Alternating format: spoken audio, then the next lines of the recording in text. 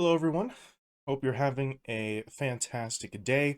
My name is Kmart, and I want to talk about some basketball. And today we are going to be talking about the Indiana Pacers, the number one offense in the league so far this season, and the runners-up in the first official NBA in-season tournament. And I'm going to focus just a little bit more on that sort of second part, the runner-up for the in-season tournament, because realistically speaking, this video is ever so slightly in response to a couple of the sort of takes that I had seen from some people in the aftermath of that in-season tournament final against the Lakers.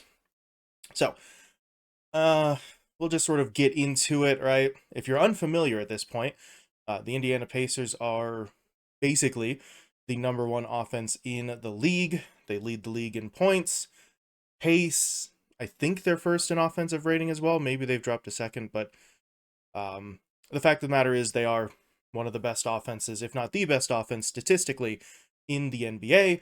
And they finally started receiving a little bit more in the way of national attention recently with their run in the first ever in-season tournament. A lot more eyes on the Pacers in general, and specifically Tyrese Halliburton, who is at this point pretty much their absolute star player. I don't really think you can argue with that. So, they're the number one offense in the league. They're finally starting to get some attention on the sort of national media stage. They go up against the Los Angeles Lakers in the in-season tournament final, and they lose. But the Lakers find a way to put a defensive scheme together that slows down the best offense in the league, severely limited Tyrese Halliburton's effectiveness, and held the Pacers to one of their lowest point totals of the whole season. Although it doesn't affect the statistics for the Pacers because the final is an extra game that doesn't count for regular season statistics. But that's not really the point. The point is, in the aftermath of that game, there were a lot of people sort of breaking down what the Lakers did that was so effective, how their defensive scheme worked, and really how it was able to slow the Pacers' offense down.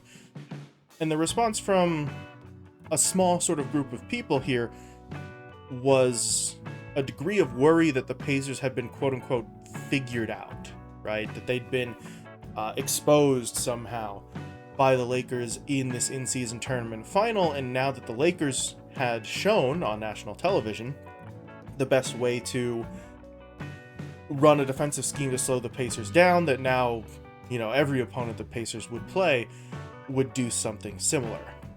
And that's not really how it works, right? The likelihood of now every team the Pacers playing being able to do something similar is incredibly low. So, in short, we'll kind of sum up the way that the Lakers did play their defense against the Pacers, right? Because they had the right personnel to make their defensive scheme sort of work, make it happen, right? They had relatively quick guards who still had sort of reach and length, guys like D'Angelo Russell and Austin Reeves. They combined that with pretty tall, pretty long wing players, guys like Cam Reddish, guys like Taurean Prince, and they used that combination of people to do two things. First, they picked up Halliburton just about full court, maybe three quarters if you want to be technical about it, but they picked him up early, didn't allow him to bring the ball up uncontested, so they slowed him down in that front. They used those multiple bodies and the length there to sort of wall off the driving lanes that Halliburton usually uses to get penetration and either get a shot for himself or dish out to a shooter. So they didn't allow him to pick up momentum bringing the ball up the court. They didn't allow him too many opportunities to drive into the paint. And that really did sort of serve to decrease Halliburton's effectiveness. Now, on paper, that sounds easy, but very few other teams are going to be able to do this because that strategy isn't just about having the guards and the wings who have the size and the length to do that. It's also dependent on having a final line of defense that the Lakers did in the form of Anthony Davis, right? You need the anchor down low who can sort of balance things out. If Haliburton did manage to get past those guards, or if he did manage to get a pass off, if they tried to pick and roll with Hallie and Miles Turner, you had Anthony Davis there as the anchor, someone who could both guard at the rim, but also step out and play perimeter defense in a way that 90% of the other centers in the league basically get cooked if they try to go that far to the perimeter. So, you know, like I said, this is not a Lakers video. I don't want to go too deep into that, but that was the point here. The Lakers have a guy like Anthony Davis who allows the risk taking from the other defensive players on the court to pay off, right? And then after all of this, right? So say a team does have the personnel to match the Lakers. They have the guys on the floor who can match that defensive scheme and they try to employ it.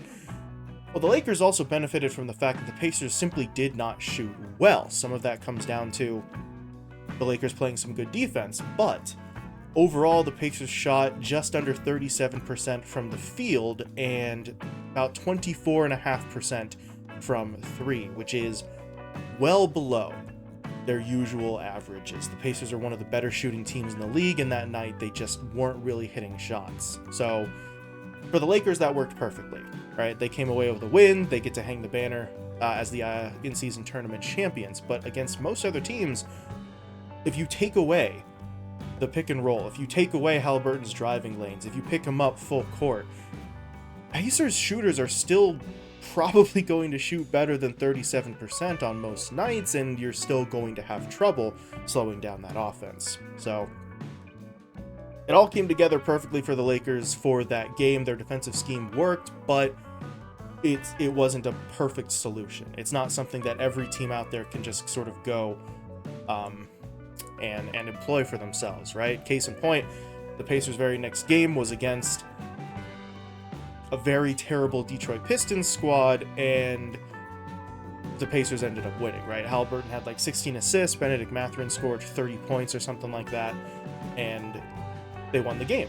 And of course you'd say, well, you know, the Pistons are going to lose. They're on like a 20-game losing streak, but that just proves the point. If it was just as simple as just doing what the Lakers did defensively, then even a team that's lost 20 games in a row like the Pistons, in theory, should be able to just use the same defensive scheme and have it work. That very clearly did not happen because it's not as simple as that. And the Pacers really should not have to worry too much, right? The doomsayers, I think, are going a little bit overboard here because the Pacers really just stumbled into a bad matchup against the Lakers in that game. But outside of that matchup, they are still far and away the best offense in the league. They are first in points, as I mentioned earlier. They are also first in field goals made. In terms of the averages, they are first in field goal attempts per game. They're first in field goal percentage. And they're first in assists as well.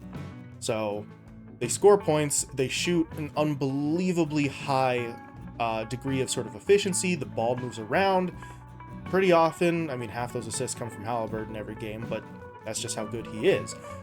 And then on top of that, they're also top 5 in terms of turnovers, so they really take care of the ball well. They're top 5 in three-pointers made. They're just outside the top 5 in terms of three-point attempts per game and three-point percentage. They're 6th in attempts, they're 7th in overall percentage, but even from beyond the arc, they are one of the better teams in the league in terms of shooting. They just, you know, aren't quite top 5 there. But the point is, this Pacers offense is efficient on top of volume, and that's why they're so dangerous, right? They're the number 1 offense in the league because they play at the fastest possible pace, but they're not reliant on those extra shots, right? If they were first in points and field goals, but their field goal percentage was, you know, top 10, top 15, then maybe I'd be worried about a team like the Lakers finding a defensive scheme that worked. But the Pacers are still going to be fine, right? They're one of the most efficient teams in the league. Against the Lakers, they had one of their worst shooting performances so far this season. And any other team in the league that doesn't have a guy like Anthony Davis to shut them down, this is going to still work, right? The pace will still be there. They're not going to get slowed down too significantly. If they do get slowed down, at the end of the day, you can still always go back to something as simple as a Halliburton, Miles Turner pick and roll, and there's going to be very little that opposing teams can do about that.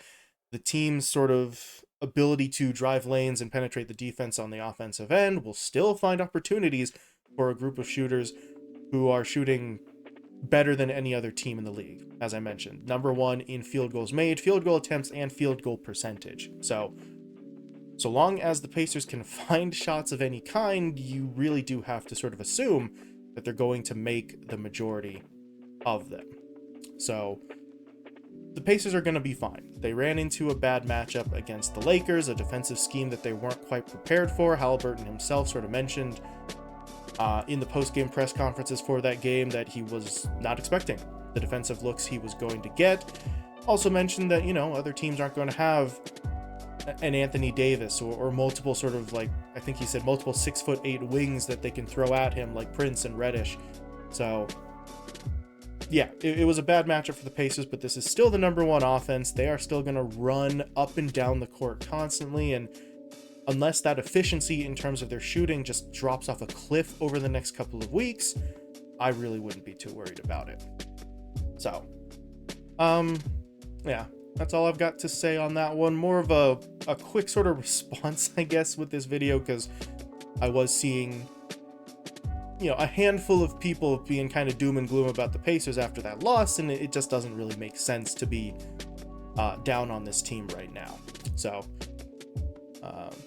like I said, that's my opinion of it. I don't see a massive drop-off coming anytime soon, but let me know what you think. Was the Lakers' sort of defensive scheme in their win in that in-season tournament final a one-off, a bad matchup, or do you think that it's something that the Pacers need to be prepared to deal with and adjust to? Do you think it's an actual problem for this team moving forward? So, either way, please feel free to let me know what you think. But other than that, thank you all so much for watching, and I will talk to you later.